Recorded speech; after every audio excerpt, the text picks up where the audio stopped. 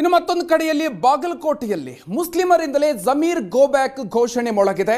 ಸಚಿವ ಜಮೀರ್ ವಿರುದ್ಧ ಬಾಗಲಕೋಟೆ ಮುಸ್ಲಿಮರು ಸಿಡಿದೆದ್ದಿದ್ದಾರೆ.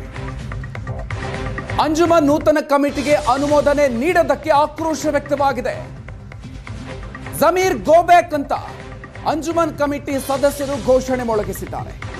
9 ತಿಂಗಳಾದರೂ ಅನುಮೋದನೆ ನೀಡದಕ್ಕೆ ಸಚಿವ ಜಮೀರ್ ವಿರುದ್ಧ ಆಕ್ರೋಶವನ್ನು ವ್ಯಕ್ತಪಡಿಸಿದ್ದಾರೆ.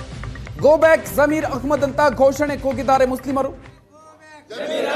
ಬಾಗಲಕೋಟೆಯಲ್ಲಿ ಸಚಿವ ಜಮೀರ್ ಅಹ್ಮದ್ ವಿರುದ್ಧ ಮುಸ್ಲಿಮರೇ ಅಲ್ಲಿ ತಿರುಗಿ ಬಿದ್ದಿರೋದು.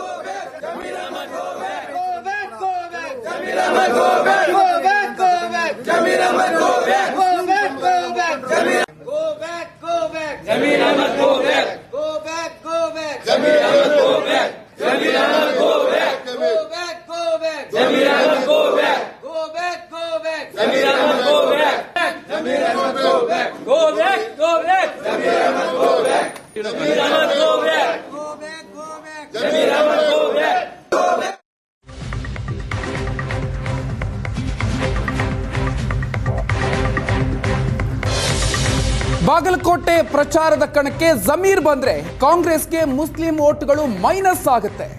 ರಿಜ್ವಾನ್ ಅರ್ಷದ್, ಸಲೀಂ ಅಹ್ಮದ್ ಪ್ರಚಾರಕ್ಕೆ ಬರಲಿ, ಆದ್ರೆ ಜಮೀರ್ ಅಹ್ಮದ್ ಬರೋದು ಬೇಡ ಅಂತ ಹೇಳಿ ಆಕ್ರೋಶವನ್ನು ವ್ಯಕ್ತಪಡಿಸ್ತಾ ಇದ್ದಾರೆ. ಜಮೀರ್ ಬಂದ್ರೆ ಕಪ್ಪು ಬಟ್ಟೆಯನ್ನು ಪ್ರದರ್ಶನ ಮಾಡ್ತೀವಿ ಅಂತ ಹೇಳಿಕೊಂಡು ಎಚ್ಚರಿಕೆಯನ್ನು ಕೊಟ್ಟಿದ್ದಾರೆ.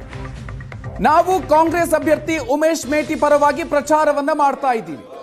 ಎಲ್ಲಾ ಮುಸ್ಲಿಂ ಸಮುದಾಯದವರು ಕೂಡ ಕಾಂಗ್ರೆಸ್ ಅಭ್ಯರ್ಥಿಯ ಪರವಾಗಿದ್ದೀವಿ. ಜಮೀರ್ ಬಾಗಲಕೋಟೆಗೆ ಬಂದ್ರೆ ಕಾಂಗ್ರೆಸ್ ಅಭ್ಯರ್ಥಿಗೆ ಹೊಡೆತ ಬೀಳುತ್ತೆ ಅಂತ ಹೇಳ್ತಾ ಇದ್ದಾರೆ.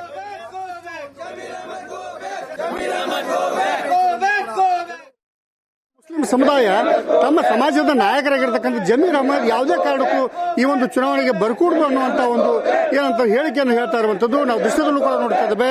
ಏನು ಅಲ್ಪಸಂಖ್ಯಾತರ ಸಮುದಾಯದ ಮುಖಂಡರಾಗಿರ್ತಕ್ಕಂಥ ಜಮೀರ್ ಅಹ್ಮದ್ ಈ ಒಂದು ಚುನಾವಣೆಯಲ್ಲಿ ಯಾವುದೇ ಕಾರಣಕ್ಕೂ ಬಾಗಲಕೋಟೆಗೆ ಬರಕೂಡದು ಅನ್ನುವುದರ ಮೂಲಕ ಒಂದು ಜಮೀರ್ ಗೋ ಬ್ಯಾಕ್ ಅಭಿಯಾನವನ್ನು ಆರಂಭಿಸಿರುವಂತದ್ದನ್ನು ನಾವು ನೋಡ್ತಾ ಇದ್ದೇವೆ. ಬಾಗಲಕೋಟೆಯಲ್ಲಿ ಇವತ್ತಿನ ದಿವಸ ಮುಸ್ಲಿಂ ಸಮುದಾಯ ಅವ್ರು ಬರಕೂಡದು ಅನ್ನುವಂತ ಒಂದು ಗೋ ಬ್ಯಾಕ್ ಅಭಿಯಾನ ಮಾಡ್ತಾ ಇದ್ದಾರೆ. ಏನು ಕಾರಣ? ನಮ್ದೊಂದು ಅಂಜುಮನ್ ಅಂತ ವಕ್ಫ್ ಸಂಸ್ಥೆ ಇದೆ. ಅಲ್ಲೇ 23 ಇಸ್ವಿಯಲ್ಲಿ ಒಂದು ಹೊಸ ಕಮಿಟಿ ಆಯ್ತು. 11 ಮಂದಿದು 11 ಮಂದಿಯೊಳಗೆ ನಾವು ಒಬ್ಬರನ್ನ ಅಧ್ಯಕ್ಷರು ಮಾಡಿದ್ವಿ. ಆ ಅಧ್ಯಕ್ಷರ ಕಾರ್ಯವೈಖರಿ ನಮಗೆ ಇಷ್ಟ ಆಗಲಿಲ್ಲ. ಅದಕ್ಕೆ ನಾವೇನು ಮಾಡಿದ್ವಿ, ಬಹುಮತ ನಮ್ಮ ಕಡೆ ಇತ್ತು. ಹೊಸ ಅಧ್ಯಕ್ಷರನ್ನು ನೇಮಕ ಮಾಡಿ ಪದಾಧಿಕಾರಿಗಳ ಚೇಂಜ್ ಆಫ್ ಆಫೀಸ್ ಬೇರರ್ಸ್ ಅಂಥೇಳಿ ಅವಿಶ್ವಾಸ ಗೊತ್ತುವಳಿ ನಿರ್ಣಯ ಪಾಸ್ ಮಾಡಿಕೊಂಡು ಒಂದು ಕಮಿಟಿಯನ್ನು ಹೊಸ ಸಮಿತಿ ಅಂದ್ರೇನು, ಅಧ್ಯಕ್ಷರ ಬದಲಾವಣೆ, ಒಬ್ಬರನ್ನ ಇವರು ಉಪಾಧ್ಯಕ್ಷರಾದವ್ರನ್ನ ಅಧ್ಯಕ್ಷರು ಮಾಡಿದ್ವಿ. ನಾವೇನು ಹೊಸ ಯಾರನ್ನೂ ತರಲಿಲ್ಲ, ಕಮಿಟಿ ಒಳಗೆ ಚೇಂಜ್ ಮಾಡಿದ್ವಿ. ಸ್ವತಃ ಮೇಟಿ ಸಾಹೇಬರು 2 ಸಲ ಜಮೀರ್ ಅಹಮದ್ ಖಾನ್ ಸಾಹೇಬರು ಎಲ್ಲಿರ್ತಾರ ಅಲ್ಲಿ ಹೋಗಿ ಹೇಳಿದ್ರು, ನನ್ನ ಸಮಿತಿಯಪ್ಪ ಅದೊಂದು ಕಮಿಟಿ ಅಪ್ರೂವಲ್ ಮಾಡಿಕೊಡು ಅಂತೇಳಿ. ಅವ್ರ ಮಾತಿಗೆ ಗೌರವ ಕೊಡಲಿಲ್ಲ. ಅದು ಭಾಳ ನೋವಾಗೈತೆ ನಮಗೆ, ಮುಖ್ಯವಾಗಿ. ಯಾಕಂದ್ರೆ ಒಬ್ಬ ವಯಸ್ಸಾದಂಥ ಹಿರಿಯ ವ್ಯಕ್ತಿ ಆತ, ಅವರಿಗೆ ಗೌರವ ಕೊಡಲಿಲ್ಲ. ಎರಡನೇದ್ದು ಏನಪ್ಪ ಅಂತಂದ್ರೆ ಇಕ್ಕಟ್ಟು CM ಸಾಹೇಬ್ರು ಫೋನ್ ಹಚ್ಚಿದ್ರು. ಈಗ ರಾಜ್ಯದೊಳಗೆ CM ಸಾಹೇಬ್ರ ಮಾತಿಗೂ ಬೆಲೆ ಇಲ್ಲ ಅಂದಮೇಲೆ ನಮಗೆ ಒಂಥರ ಇದು ಆಯ್ತದ ಅವಮಾನ. ಅವ್ರು ಕೆಲಸ ಮಾಡಿಕೊಟ್ಟಿದ್ರು ಅಂದ್ರೆ ನಾವು ಒಂದು 6 ತಿಂಗಳು ಕೆಲಸ ಮಾಡ್ತಿದ್ವಿ. ಮತ್ತು ಚುನಾವಣೆ ಬರ್ತಿತ್ತು, ಚುನಾವಣೆ ನಡೀತಿತ್ತು. ಯಾರ್ದೋ ಹಿತಾಸಕ್ತಿ, ವೈಯಕ್ತಿಕ ಹಿತಾಸಕ್ತಿ ಕಾಯಕ್ಕೆ ಹೋಗಿ ಸಂಸ್ಥೆಯನ್ನು ನರಳುವಂತೆ ಮಾಡಿದ್ರು ಅವರು. ಆಮೇಲೆ ಮೊನ್ನೆ ಈ ಇದ್ರ ಮುಂದೆ ಜಗಳ ಅದು, ನಮ್ಮ 8 ಹುಡುಗರು ಒಳಗದಾವು. ಮತ್ತು ಇವರು ರಾಜ್ಯ ನಾಯಕರು, ಅಲ್ಪಸಂಖ್ಯಾತರ ವಿಶೇಷ ಕಾಳಜಿ ಉಳ್ಳಂಥವ್ರು. ಇವರು ಇಲ್ಲಿ ಏನಾರ ಸಮಸ್ಯೆ ಆದಾಗ ಬಂದು ನೋಡ್ರಿ 36 ದಿವಸ ಅದು ನಮ್ಮ ಹುಡುಗರು ಒಳಗೆ ಬಿದ್ದೆ. ಇದ್ರ ಬಗ್ಗೆ ಏನೂ ಹೇಳಲಿಲ್ಲ ಯಾರು ಬಂದು. ಹೌದಲ್ರಿ, ಬರಬೇಕಾಗಿತ್ತಲ್ಲ, ಅಟ್ಲೀಸ್ಟ್ ಸಮಾಧಾನ ಪಡಿಸ್ಬೇಕಾಗಿತ್ತು. ಅದು ಕಾನೂನಾತ್ಮಕವಾಗಿ ಏನು ನಡೀತಿರ್ತೈತಿ, ಬಂದು ಭೇಟಿಯಾಗಿ ಸಮಾಧಾನ ಮಾಡಬೇಕಾದಂಥ ಕೆಲಸ. ಆಮೇಲೆ ಇಲ್ಲಿ ಗದ್ದನಕೆರೆ ಕ್ರಾಸ್ನೊಳಗೆ ಅವ್ರು ಜಮಖಂಡಿಗೆ ಬರ್ತಾ ಇದ್ರು.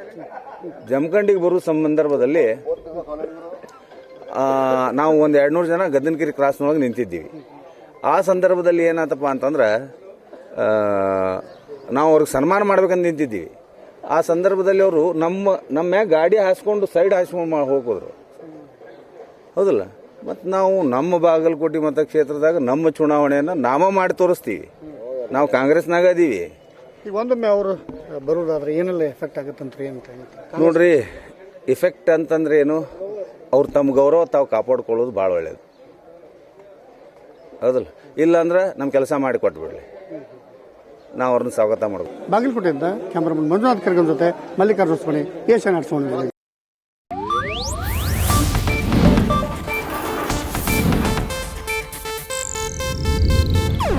ಇದು ಏಷ್ಯಾನೆಟ್ ನ್ಯೂಸ್ ನೆಟ್ವರ್ಕ್ ಪ್ರಸ್ತುತಿ.